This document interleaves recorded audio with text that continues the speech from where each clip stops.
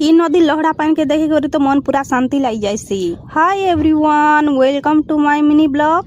मुई पूरा रेडी फेडी हे करी बाहरी गनी ना। आउ इटा तमे केन जोछ बोली भाबू तो इटा हमें जोछु मंदिर। आउ इटा देखो दीपसा केनता आगे आगे जोछे। केबे केबे मंदिर जीवाटा भी भगवान के खुजबाटा नहीं से मन के शांति रखबाटा। आउ फाइनली हमें पहुंची गनु मंदिर के। इटा नलका ने हमें एबे गुड़गुड़ा धुई हे पकानु। एबे हमें गनु भगवान के दर्शन करी। तो चलो महादेव को पूजा सरला बात एबे मुई चौरा ने पूजा करू छे। आर ई चौरा ने जलुथुआ छोटो छोटो दीप मन के पूरा बड़ शांति दिए।